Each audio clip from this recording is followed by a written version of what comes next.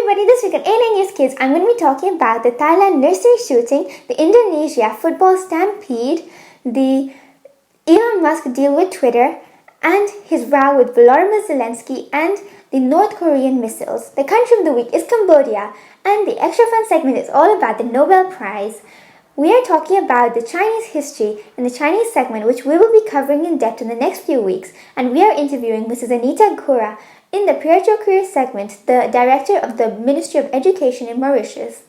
I really hope you enjoy. Don't forget to like, subscribe, share and comment below because we are trying to get to 1,000 subscribers.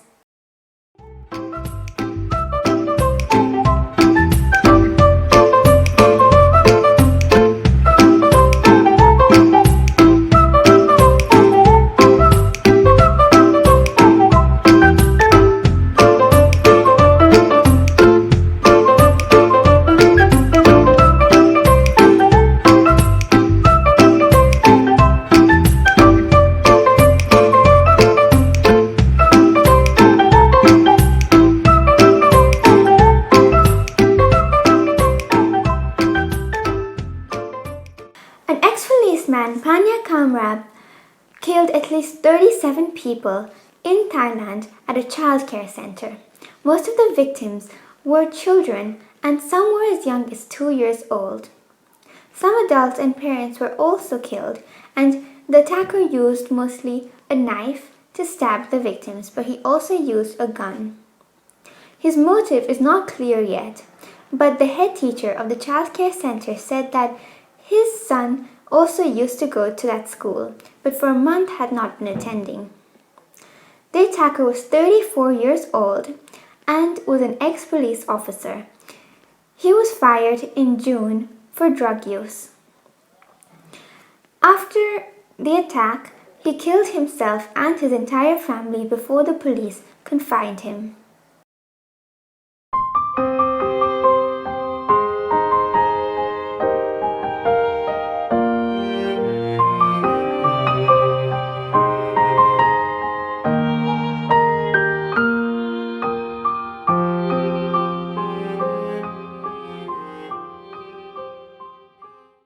On Saturday in Indonesia, there was a terrible crash in one of the stadiums. This was a big football match and the stadium was overcrowded. At least 170 people died because they were stampeded or suffocated. The match was between the home team, Arema FC, and their rivals, and unfortunately for them, the Arema FC team lost. This created a lot of anger amongst the fans and they came on the pitch and started screaming and protesting. The police used tear gas in order to control them and that caused panic, which led thousands and thousands of fans to go through a few exits, which led to many people suffocating.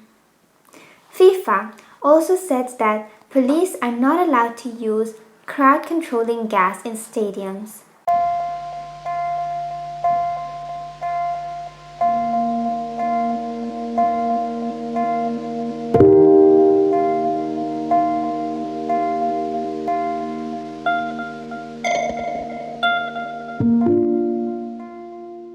Elon Musk, the richest man in the world, changed his mind and proposed to buy Twitter at the original price that he had proposed, $44 billion at $54.2 per share.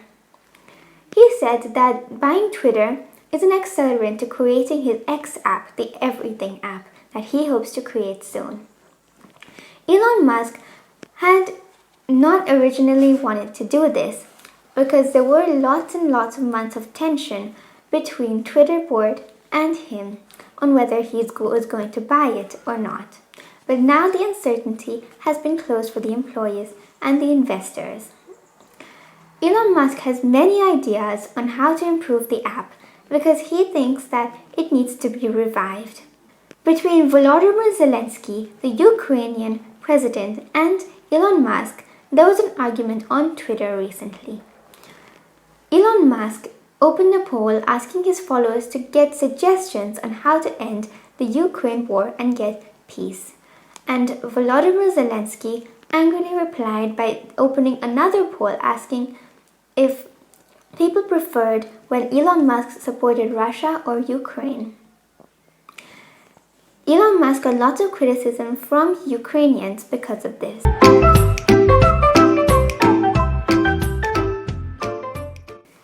North Korea has been firing missiles all over recently. Just some days ago, they also fired some missiles over Japan without a warning. Now the US and its allies are trying to find ways to respond to this. The US, Japan, and South Korea already placed some ships near North Korea's border. In 2018, the relationship between North Korea and the US was really good at its peak. That's because the president was then Donald Trump, and Kim Jong-un, North Korea's leader, and Donald Trump had a good relationship. At the time, North Korean leader Kim Jong-un pledged to freeze the nuclear testing activity, and he also destroyed some testing sites. Donald Trump also stopped the US and South Korea, as well as from other places around that region, military activities.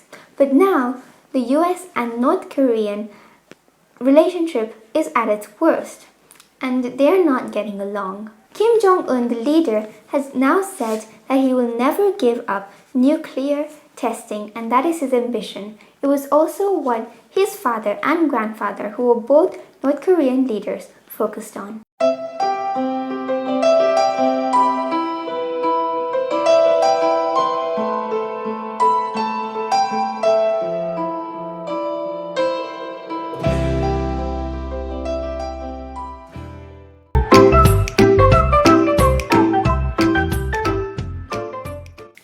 Everybody, this week on 8 News Kids, we are interviewing Mrs Aneeta Ghoorah. She's an incredible person, and she's the director of the Ministry of Education in Mauritius. She has an amazing journey and amazing stuff to say. I really hope you enjoy and learn something new from her.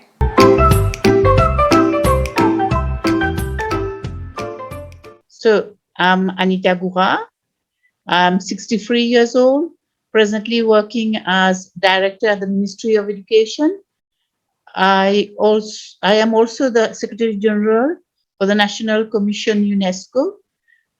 Just now, I have 2 directorates under me, meaning that I'm the head of Director Primary Section, and then the Directorate Curriculum Development and Evaluation. But then this is presently. But I started my career 35 years ago as an educator of chemistry in secondary schools, state secondary schools.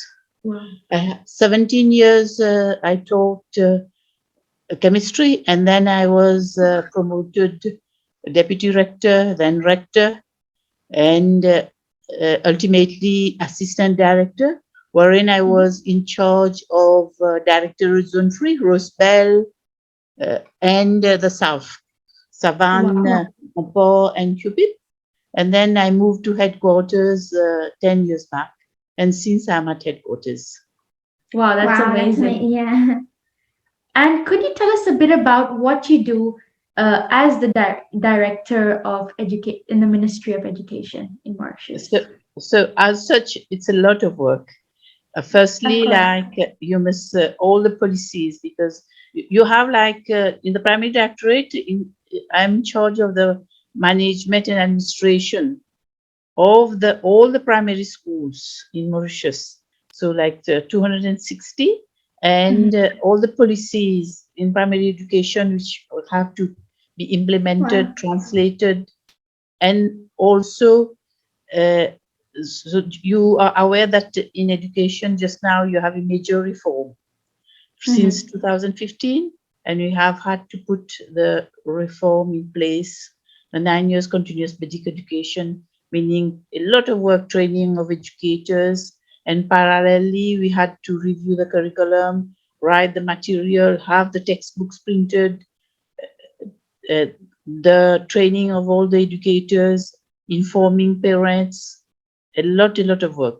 As Secretary General National Commission UNESCO, as I act as interface for all the UNESCO projects and programs in education, science, culture, Wow. ICT, okay, Mhm. and Men and Biosphere. And this is how I Mhm. met your father, because Men and Ah, Biosphere. Yeah, yes. actually. So Wow, Wow, that's that's amazing. it Yeah, is, yeah, that's a lot it of is. things. But just saying it in a few lines, but in day to day, if you shadow me, it's a lot of work, because I'm you get, sure. yeah. Yeah. Wow, So that's in the amazing. section Yeah, it's a there, big I work. have, therefore, uh, indirectly, I'm in charge of many, many persons at the ministry itself. So I have an assistant director primary, I have an administrator working with me. In the Mhm. zones, you have the inspectorate cadre.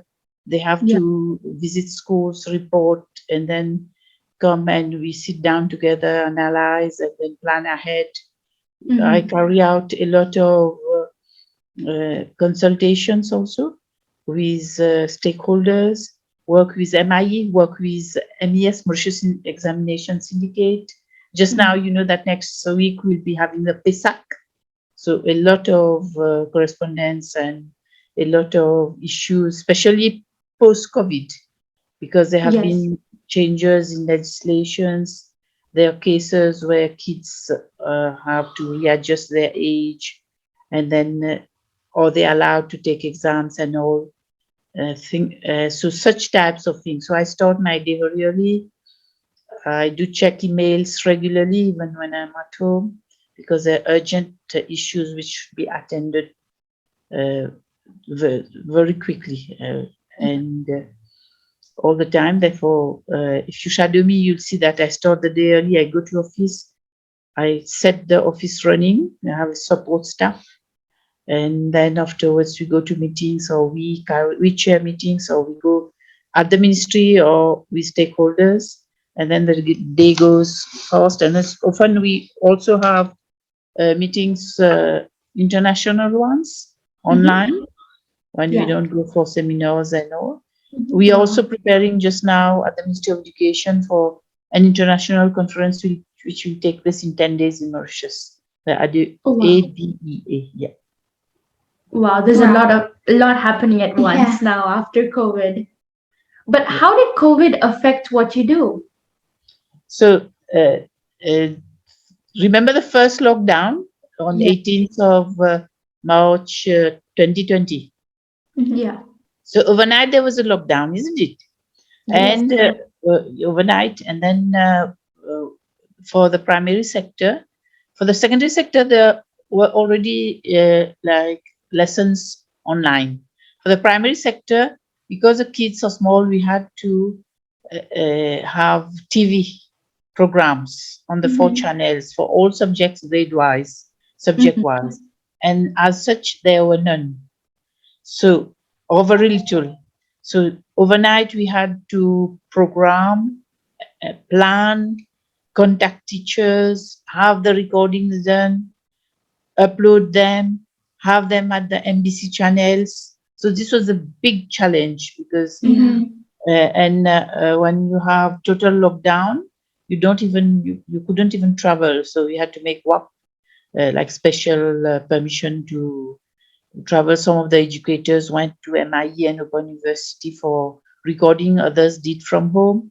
But then we did it because it was a challenge, and I started the whole thing. I initiated. I said, no, oh my God, everybody was just talking. I said, no.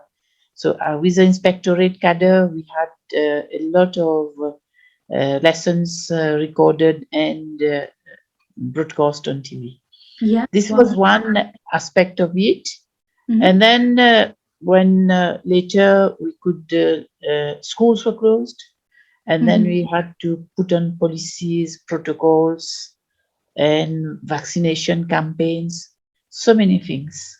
Yeah. And there was something very difficult also. Remember, in education, we changed the school year The instead school of year. January Yes. to December, Mm, and then yeah. goes from June. And we had to reprogram exams, assessments, and also the PISAC assessment. During the PISAC assessment, some of at one point in time, people they had to be quarantined. So we had to Mhm. organize exams for kids who were quarantined.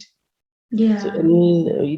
it was a real hard time, and you had to coordinate many things like informing parents, taking the child, bringing to the exam center, putting him in confinement, isolation room, bringing back Yeah. so many things. Yeah. Yeah. Wow. Wow, yeah, that's a lot. Wow, thank you. And you mentioned about your what happened and how you became the director of the Minister of Education. But what do you enjoy the most about what you do? So I like challenges.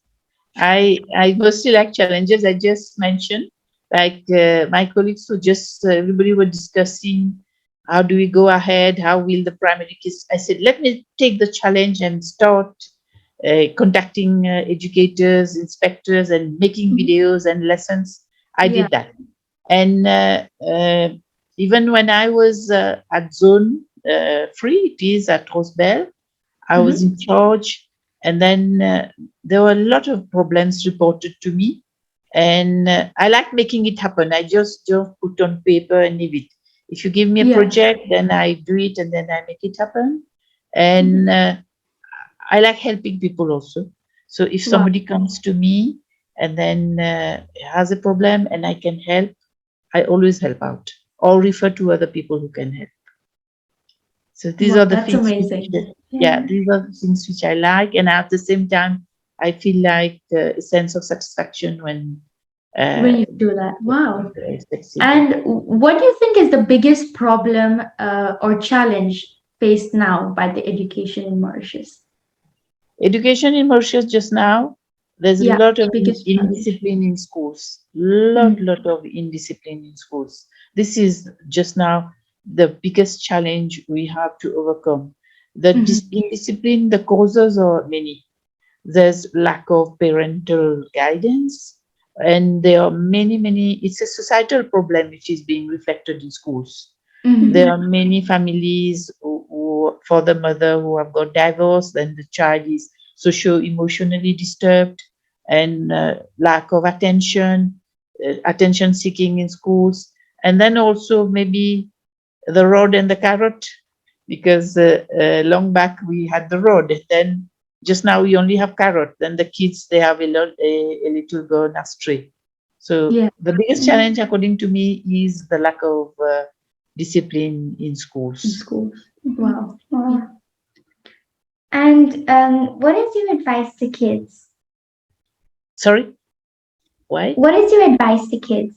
The kids. So just like I was mentioning, if you're self-disciplined, this is the, for me it is the keyword, the self-discipline. Because if by yourself you have a sense of discipline, you get up on time, you know you have to go to school, you do your homework, you when you get to school you have good relationships with your friends, you know where to stop, your sense of discipline, and this is the way to success. You know when to watch TV, you know when to play, there's a time for play, there's a time for work. This Mhm. is the advice I'll give, the first key advice. Self discipline is at the root of it all. Mhm. Wow. That's Thank you so much for your time. It was really Thank a you. pleasure talking to you. Yeah, and no worry, I'll wish Thank you all the you. best in your studies, and we will meet up one of these days. Thank Yeah, you. sure. Thank you Thank you so so much. much. Le Cambodge est un pays d'Asie. Sa capitale est Phnom Penh et sa population est de 17 millions d'habitants. Le Cambodge a changé son nom 4 fois dans les dernières 60 années. Le Cambodge a 4000 temples découverts. Le Cambodge a un drapeau avec des bâtiments et c'est le seul drapeau du monde comme ça. Le Cambodge a le plus grand édifice religieux du monde.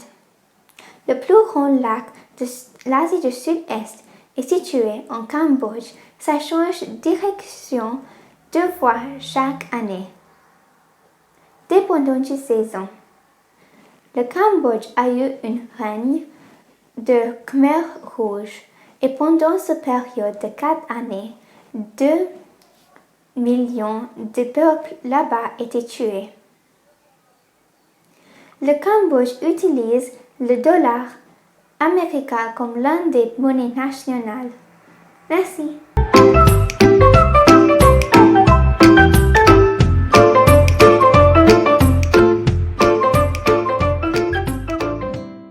Hi everybody, this week for the A&N News Kids Extra Fun segment, we are talking about the Nobel Prize. I really hope you enjoy. The Nobel Prize was invented by Alfred Nobel, a Swedish businessman. He invented dynamite. He decided that it would be good to have a series of prizes for the people who brought the best benefits to mankind. There are Nobel Prizes in peace, literature, biology, physics, chemistry, and now economic sciences. The Nobel Prize medal is an 18-karat gold. The average age of all Nobel Prize laureates is 60 years, but Malala Yousafzai is the youngest person to ever receive a Nobel Peace Prize at just 17 years old. Marie Curie was the only woman who won twice. She got the Nobel Prize in Physics and Chemistry.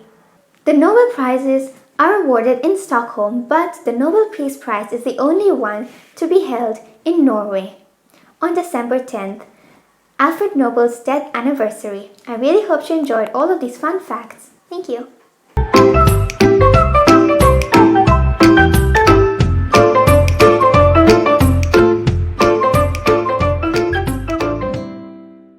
Hi everybody, this week I'm going to be giving a little introduction about Chinese history, and in the next few weeks we're going to be covering Chinese history and dynasties in depth.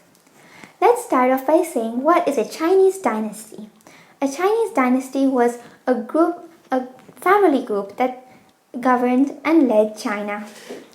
The Chinese dynasty rule ended in 1912. There were about 13 dynasties in the Chinese Empire. The Chinese dynasties changed because of wars. There were several wars, small battles in the country itself. And when a dynasty was defeated, a new dynasty came along. The longest dynasty was the Han Dynasty. I told you that the dynasties ended in 1912. And the first president of China was not Mao Zedong, it was Sun Yat-sen. Mao Zedong was a Chinese communist leader and is very well known because he was the one who founded the People's Republic of China, which is what China is known as today. But in Chinese, China is known as Zhongguo. As I said, in the next few weeks, we're going to be covering the Chinese history and civilizations in depth, and we're going to be learning a lot of amazing stuff. I really hope you enjoy.